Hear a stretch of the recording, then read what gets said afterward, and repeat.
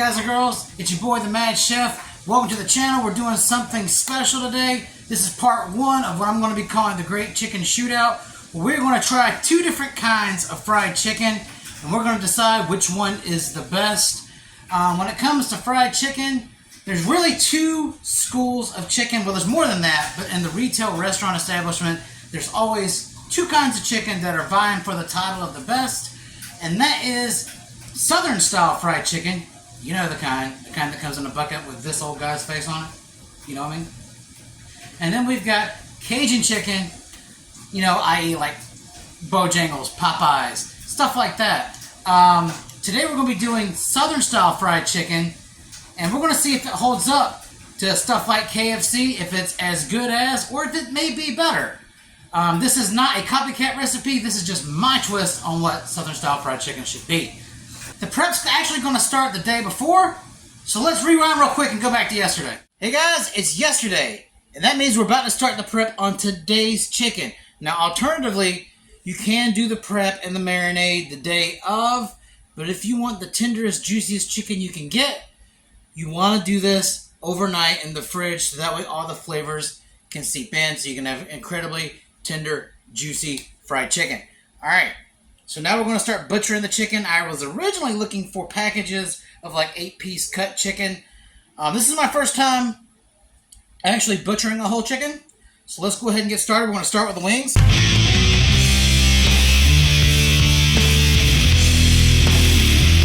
think for my first time actually butchering a chicken, I don't think I did too bad. I did end up losing a lot of skin, but that'll be all right. The end result's going to be perfect, which is also why I did not leave instructions on actually how to butcher your bone-in chicken. Looks like I need a few more lessons, but overall, I give myself an A for effort. If yours looks about the same as mine, you did a good job too. If yours looks better, help. All right, so let's go on to the next part, and that's the marinade. All right, so what I have in here is 2 cups of regular buttermilk, and now it's time to add our seasonings. In this container, we have 1 tablespoon of kosher salt. Yes, 1 tablespoon because we're doing a whole chicken. 2 teaspoons of white pepper. 2 teaspoons of onion powder. 2 teaspoons of garlic powder. 2 teaspoons of smoked paprika. So we're just going to toss all that in.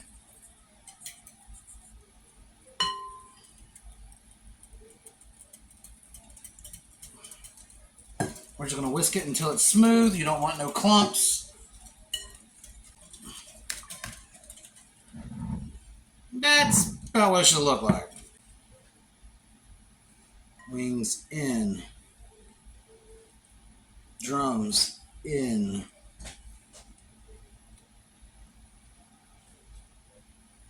Thighs in. Don't be afraid to get these massaged down in here. You want every bit covered. And our chicken breasts are in. All right, work these guys down. Then we're going to seal it up with plastic wrap, put it in the fridge overnight, and we'll see you again tomorrow. If you guys don't want to wait overnight for this, you can seal it up with plastic wrap and let it marinate for 2 to 4 hours. But again, for maximum flavor like we're doing, we're going to let this bad boy sit overnight in the fridge. So let's wash up, and I'll see you guys again tomorrow. Welcome back to today, everybody. You have survived the time travel portion of this video. And now what you see here is we've got our marinated chicken ready to roll. Now we're going to start working on our breading. In this bowl, we have 2 cups of all-purpose flour and 1 cup of cornstarch. And why cornstarch, you ask? Yeah, you can replace this with an additional extra cup of all-purpose flour, but by adding cornstarch, it's going to create a crispier, crunchier batter, and that's kind of what you want. You want that crispy skin on the outside and moist, juicy chicken on the inside. And to this, we are going to add my selection of secret herbs and spices. In this container, we have 1 tablespoon of kosher salt, 1 tablespoon of ground black pepper, 1 tablespoon of garlic powder, 1 tablespoon of onion powder, 1 tablespoon of smoked paprika, 2 teaspoons of oregano, a teaspoon of thyme, a teaspoon of rosemary, which I've crushed into finer pieces. And this last step is optional. I've also added a 1/2 teaspoon of cayenne pepper for just a little zip of flavor. You guys don't have to have that if you don't want to, but I like a little zip. So let's go ahead and whisk these seasonings into our breading mix.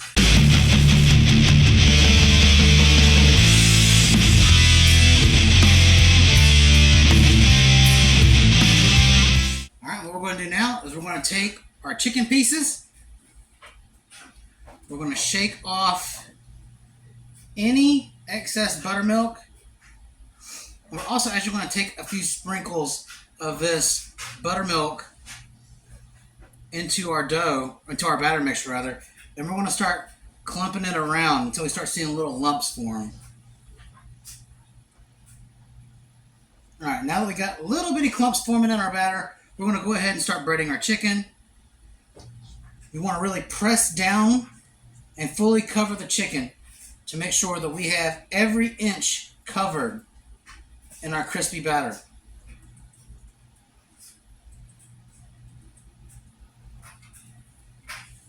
Alright, and now that we've got our chicken breaded up and looking beautiful, it's time to take this to the deep fryer and clean up for just 1 second. See you there. We're over here at my friend the deep fryer. Guys, if you don't have a deep fryer, you can use a heavy bottom pot and fill it up with whatever neutral tasting cooking oil you like. I'm using canola oil. Traditionally, you can use peanut oil, as long as it isn't going to affect the flavor of your chicken. So we're going to start putting these in. I'm going to focus on the big pieces first because they're fairly big.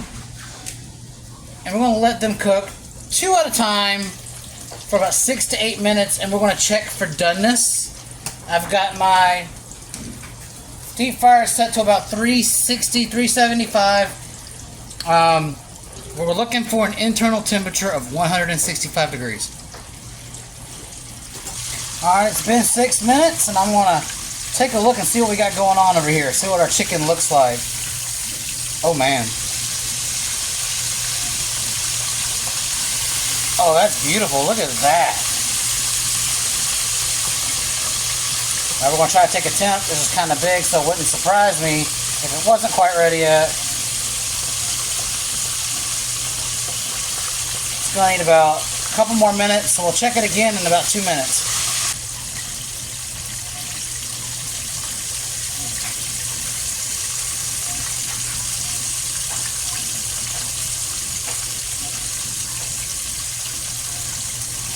Alright, and it is done. So you're going to do that for all your chicken pieces. 6 to 8 minutes. Make sure you check them all when they come out. Alright guys, all of our chicken is finally done cooking and it's cooling off, and guys, I can't wait for you all to see it. Now we're working on our sides. What I have here is just some sweet corn that's just been boiled. Before I put the chicken in, I turned the heat on for both the potatoes and the corn. We're not doing really anything special with the corn. We're just going to top it off with some melted butter because corn is delicious just the way it is. So we're doing something different with these potatoes. Y'all already know, if y'all been watching the channel, what my magic number is for anything potato. I've got 6 medium red potatoes, peeled, diced, fully cooked. Now we're going to put it on the stove over medium heat, just kind of sitting half off the heat. And we're going to be making an herb mashed potatoes. Yeah, you're not going to get anything like this at KFC, but I wanted to be a little different, a little more creative. So what we're going to do now is we're going to bring out our good friend, the potato masher, and go ahead and start getting these guys mashed up.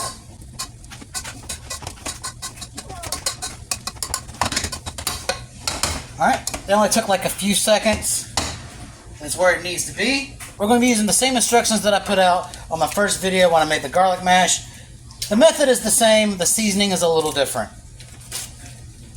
Alright, so we're adding, you got it, 1 stick of unsalted butter to this, and we're just going to roll that around until it is fully combined and melted.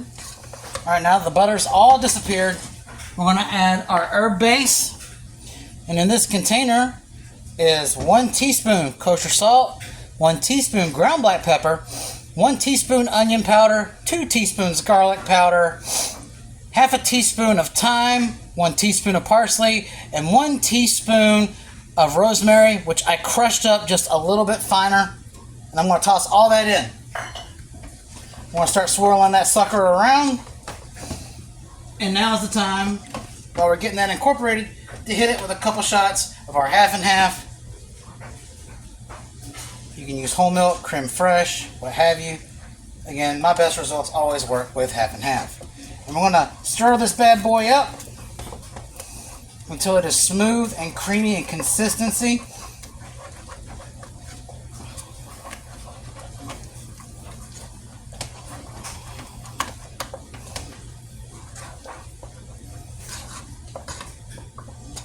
We'll give it one more dash, and I think that'll do it.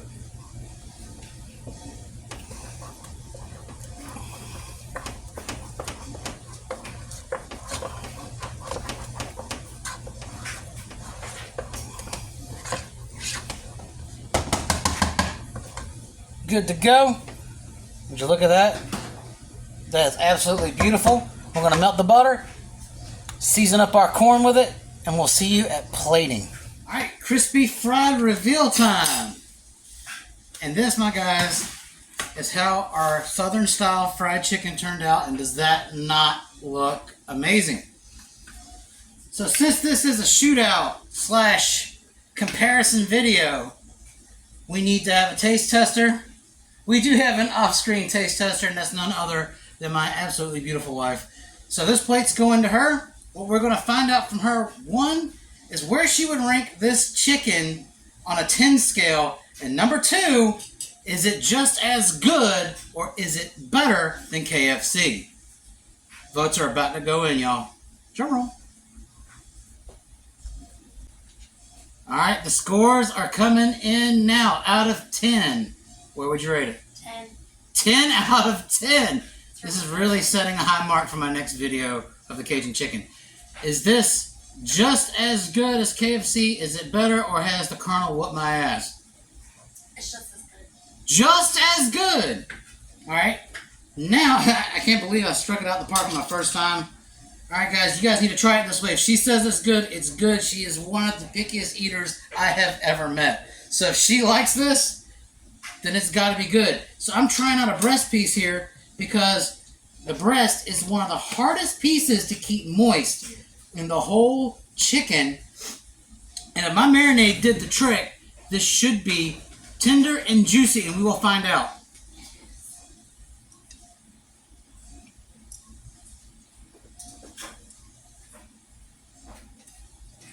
There's a lot going on right now, y'all.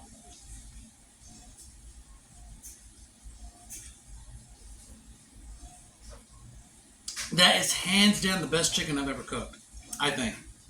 It is juicy, it's tender. This breast is not lacking any moisture. The crust, the breading is absolutely crunchy and delicious. It didn't turn out too spicy. It's got all the hallmarks of a southern fried chicken flavor you want.